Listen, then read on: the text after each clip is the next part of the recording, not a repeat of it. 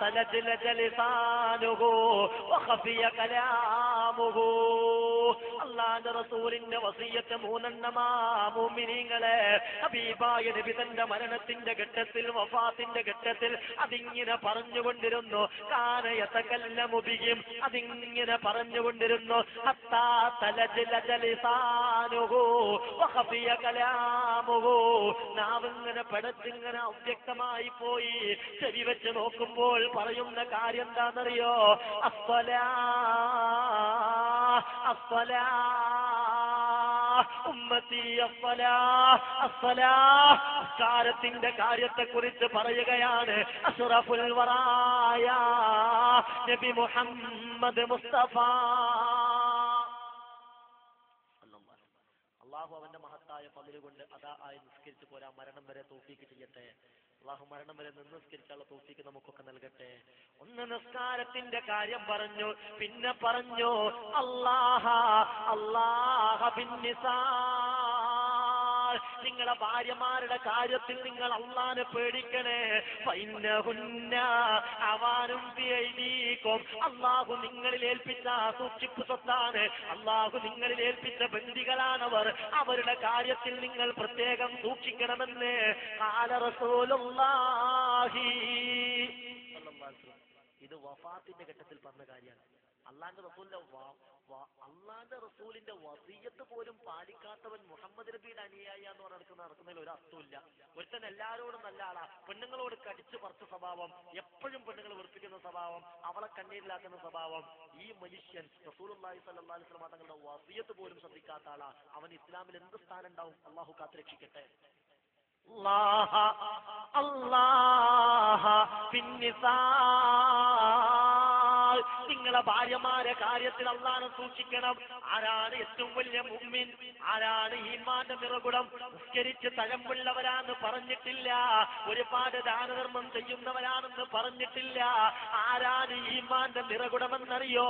അക്മലുൽ മുഅ്മിനീന ഈമാനൻ അഹ്സനുഹും അഖ്ലാഖാ വഖിയാറുകും ഖിയാറുകും ലിനിസാഇഹി. അവനാ നല്ല മുഅ്മിൻ, ഈമാന്റെ നിറകുടം.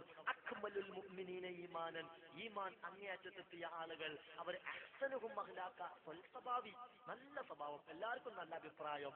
മാത്രമല്ല വഖിയാറുകും ഖിയാറുകും ലിനിസാഇഹി, ഭാര്യമാരോട് ഏറ്റവും നന്നായി പെരുമാറുന്നവർ അവരാണ് ഈമാൻ സമ്പൂർണമായവരെന്ന് ഹബീബായ റസൂലുള്ളാഹി. ഖൈറുകും ഖൈറുകും ലിനിസാഇഹി വഅന ഖൈറുകും ലിനിസാഇ. നിങ്ങളിൽ ഏറ്റവും ഉത്തമർ ഭാര്യയോട് നന്നായി പെരുമാറുന്നവരാ. ഞാൻ എന്റെ ഭാര്യമാരോട് അങ്ങേ അറ്റത്ത മാന്യത കാണിക്കുന്നവരാണെന്ന് ഖാല റസൂലുള്ളാഹി സ്വല്ലല്ലാഹു അലൈഹി വസല്ലം. ആയിഷ ബീവിയോട് ഒരിക്കൽ സഹാബികൾ ചെന്നിട്ട് ഇങ്ങനെ ചോദിച്ചു, കൈഫ കാന റസൂലുള്ളാഹി സ്വല്ലല്ലാഹു അലൈഹി വസല്ലം ഫീ അഹ്ലിഹി. അല്ല, വീട്ടിലെങ്ങനെ റസൂലുള്ളാഹിന്റെ സ്വഭാവം? റസൂലുള്ള ധരിച്ച വസ്ത്രം റസൂലുള്ള അലക്കാറുണ്ട്. വയഖുമു ബൈതഹു, തന്റെ വീട് റസൂലുള്ളാഹി തങ്ങൾ താൻ കിടക്കുന്ന റൂം റസൂലുള്ള വൃത്തിയാക്കാറുണ്ട്. താൻ കിടക്കാറുള്ള റൂം അടിച്ചുവാരി വൃത്തിയാക്കും. പിന്നെയോ അതേ പ്രകാരം വയഹ്ലിബു ഷാത്തഹു, വീട്ടിലുണ്ടെങ്കിൽ പിന്നെ ആടിനെ കറക്കാൻ ഞങ്ങൾക്ക് പോകേണ്ട ആവശ്യമില്ല, അള്ളാഹുവിന്റെ റസൂല് തന്നെ ആടിനെ കറക്കും. മാത്രമല്ല ഒരു കിബറോ അഹങ്കാരോ ഒന്നുമില്ല. തനിക്ക് സേവനം ചെയ്യുന്ന ആളുകൾ, തന്റെ ജോലിക്കാര്, അവരുടെ കൂടെ ഒക്കെ ഇരുന്ന് ഭക്ഷണം കഴിക്കുകയും ചെയ്യും. അതേപ്രകാരം അങ്ങാടിയിൽ നിന്ന് വീട്ടിലേക്ക് ആവശ്യമുള്ള സാധനങ്ങളൊക്കെ തൂക്കി പിടിച്ചു കൊണ്ടുവരും. എല്ലാം നിലക്കും ഇങ്ങനെയായിരുന്നു. റൂം അടിച്ചുവാരും, വസ്ത്രം അലക്കും. ആരാണിത് ചെയ്യുന്നതെന്നറിയോ? അർശിൽ അല്ലാഹുവിന്റെ പേരിന്റെ കൂടെ എഴുതപ്പെട്ട ഒരേ ഒരു പേരിന്റെ വക്താവായ മഹാനായ നബി മുഹമ്മദ് മുസ്തഫ. ലാ ഇലാഹ ഇല്ലല്ലാഹ്. പിന്നെ സൃഷ്ടികളുടെ കൂട്ടത്തിൽ ഒരാൾ പേരേ ഉള്ളൂ, മുഹമ്മദ് റസൂലുള്ളാഹ്. ആദം നബി അലൈഹി സ്വലാത്തു വസ്സലാം പറഞ്ഞില്ലേ, സ്വർഗത്തിൽ നിന്ന് അള്ളാഹു പുറത്താക്കിയപ്പോൾ ആദം നബി അലൈഹി സ്വലാത്തു വസ്സലാം റബ്ബിലേക്ക് കൈ ഉയർത്തി. എന്നിട്ട് ചോദിക്കുകയാണ്, അല്ലാഹുമ്മ ഇന്നി അസ്അലുക ബിഹഖി മുഹമ്മദിൻ. അല്ലാഹുവേ, മുഹമ്മദ് നബിയുടെ ഹക്ക് കൊണ്ട് ഞാൻ ചോദിക്കുകയാണ്, എന്റെ അടുത്ത് വന്നു പോയതാണ്, മാപ്പാക്കണേ. ഉടനെ ഫഖാലല്ലാഹു അല്ലാഹ് തിരിച്ചു ചോദിച്ചു ആദമേ കൈഫ അറഫ്ത മുഹമ്മദാ വലം മഖ്ലുഖുഹു അല്ലാദമേ മുഹമ്മദിനെ ഞാൻ സൃഷ്ടിച്ചിട്ടില്ലല്ലോ പിന്നെങ്ങനെ നീ മുഹമ്മദിനെ അറിഞ്ഞത്? അപ്പോൾ പറഞ്ഞ മറുപടി റബ്ബേ ലമ്മാ ഖലഖതനീ ബിയദിക വനഫഖത ബിയ മിർ റൂഹിക റഫഅതു റഅസി فنظرت إلى قوائم الأرش فرأيت لا إله مكتوبا فيه لا إله إلا الله محمد رسول الله فعرفت فعلمت أنك لم تضف إلى اسمك إلا أحب الخلق إليك. നീ എന്നെ സൃഷ്ടിച്ചിട്ട് ഞാൻ എന്റെ തല ഉയർത്തി അർശിന്റെ തൂണുകളിലേക്ക് നോക്കി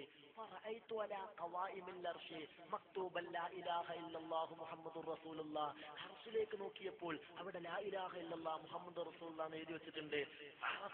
അപ്പൊ ഞാൻ മനസ്സിലാക്കി, ഞാൻ അറിഞ്ഞു അന്നക ലം തുളിഫ് ഇലസ്മിക ഇല്ല അഹബ്ബൽ ഖൽഖിലേക്ക്. പടച്ചോനെ നിന്റെ പേരിന്റെ കൂടെ ഒരു വ്യക്തിയുടെ പേര് നീ ചേർക്കണമെങ്കിൽ അയാൾ നിനക്ക് ഏറ്റവും ഇഷ്ടപ്പെട്ട ആളാവുമല്ലോ.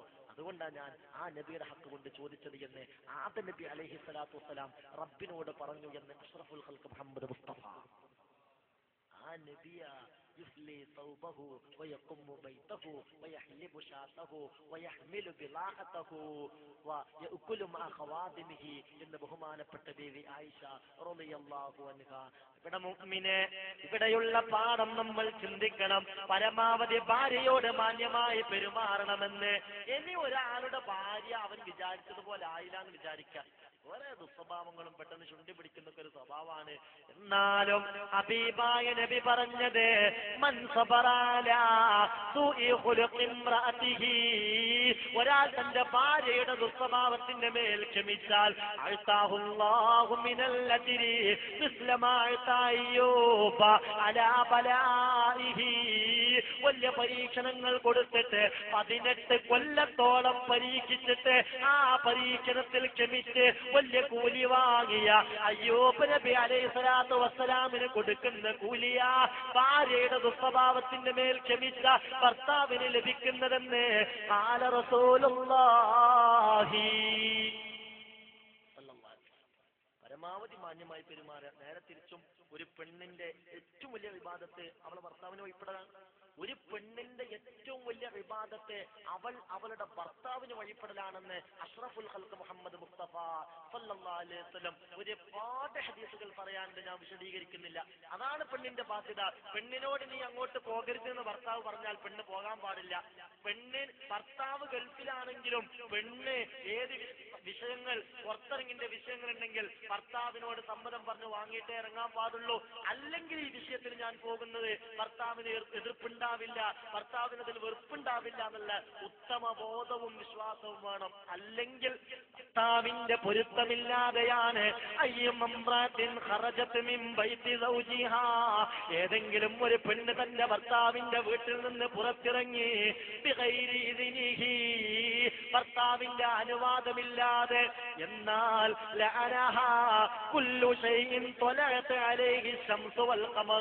സൂര്യന്റെയും ചന്ദ്രന്റെയും വെളിച്ചം കണ്ട സകല വസ്തുക്കളും അവളെ ശപിക്കുന്നതാണ്.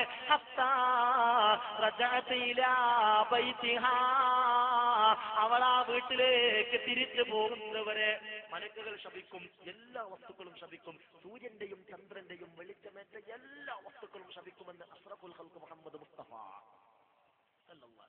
നിസാര വിഷയത്തിന് ഇങ്ങനെ നാട് തെണ്ടുക, എന്നിട്ട് നാട്ടിൽ വ്യഭിചാരങ്ങൾ വർദ്ധിക്കാനുള്ള സാഹചര്യങ്ങൾ ഉണ്ടാക്കുക. ഭർത്താവ് വിദേശത്താണ്. ചില ആളുകളൊക്കെ ഗൾഫിൽ നിന്ന് വിളിക്കുമ്പോൾ സങ്കടത്തോടുകൂടെ പറയാറുണ്ട്, പെണ്ണുങ്ങളെ കാര്യം ഒന്ന് ഫോണ് വിളിച്ചാലൊന്നും മര്യാദയ്ക്ക് അറ്റൻഡ് ചെയ്യാൻ അവൾക്ക് നേരല്ല. അവിടെ നല്ല ഉഷാറാ, പെണ്ണുങ്ങൾക്ക് പണം ചെലവാക്കുന്നതിന് യാതൊരു മടിയുമില്ല. ചിലപ്പോ വിളിച്ചു നോക്കുമ്പോ എവിടെ ഉള്ളത് ഓരോ കാര്യങ്ങൾ പറയുമ്പോൾ നെഞ്ചു പൊട്ടിപ്പോവും. ഞങ്ങളിവിടെ മര്യാദയ്ക്ക് ഒരു മീന് പോലും കഴിക്കൂല. കായ് കൊടുത്താൽ നല്ല മീനൊക്കെ വാങ്ങി കഴിക്കാൻ കഴിയും. പക്ഷെ അപ്പോഴത്തേക്ക് നാട്ടിലത്തെ കാര്യം ഓർമ്മ വരും. പക്ഷെ ഇവിടുന്ന് ചോര നീരാക്കി കഷ്ടപ്പെട്ട് അയച്ചു കൊടുക്കുന്ന പണത്തിന്റെ വില അവർക്ക് മനസ്സിലാവുന്നില്ല. അങ്ങനെ പല മംഗമാരുമുണ്ട്. അതേറ്റവും വലിയ നാശ. അള്ളാഹു കാത്തു രക്ഷിക്കട്ടെ. 500 റുപ്യൊക്കെ കുട്ടികൾക്ക് എടുത്തു കൊടുക്കുക, മുട്ടായി വാങ്ങാൻ മുട്ടായി വാങ്ങാൻ ഒരു 4ാം ക്ലാസ്സിൽ പഠിക്കുന്ന കുട്ടിയുടെ കയ്യിൽ 500ന്റെ നോട്ട് കണ്ടപ്പോ ആ മദ്രസയിലെ ഉസ്താദ് കുട്ടിയുടെ ഉമ്മയുടെ ഫോൺ നമ്പർ സംഘടിപ്പിച്ച് വിളിച്ചു ചോദിച്ചു, എന്തിനാ ഈ കുട്ടിയുടെ കയ്യിൽ നിങ്ങൾ 500 രൂപ കൊടുത്തത്? എന്താ ഇതിന്റെ ആവശ്യം? ഉസ്താദെ 500ന്റെ നോട്ടായിരുന്നോ, ഞാൻ 100 വിചാരിച്ചിട്ട് കൊടുത്തതാണ്. ഞാൻ മുട്ടായി വാങ്ങാൻ 100 വിചാരിച്ചിട്ട് കൊടുത്തതാണ്. 100 ഒരു മുട്ടായി വാങ്ങാനുള്ള പൈസ ആയി. ഇതിന്റെ മേലും വലിയും തിരിയുന്നില്ല. എന്നിട്ട് അവിടെ നിന്ന് അങ്ങനെ ചോര നീരാക്കി കഷ്ടപ്പെടുക, അതിന്റെ വില മനസ്സിലാക്കാതെ എല്ലാ തിന്മകൾക്കും എന്ന് പറയുന്നത് പോലെ പണം ചെലവഴിക്കുന്ന അവസ്ഥ ഇലാഹായ റബ്ബ് കാത്തു രക്ഷിക്കുമാറാവട്ടെ. അതുകൊണ്ട് മുഅ്മിനെ, ഹബീബായ റസൂലുള്ള പഠിപ്പിച്ച കാര്യങ്ങൾ അത് ഗൗരവമായി നമ്മൾ ചിന്തിക്കണം. പിന്നെ പരമാവധി ഭർത്താവിന് വഴിപ്പെടണം. ഭർത്താവിന് ഒരു ചുണ്ടിക്കാരന്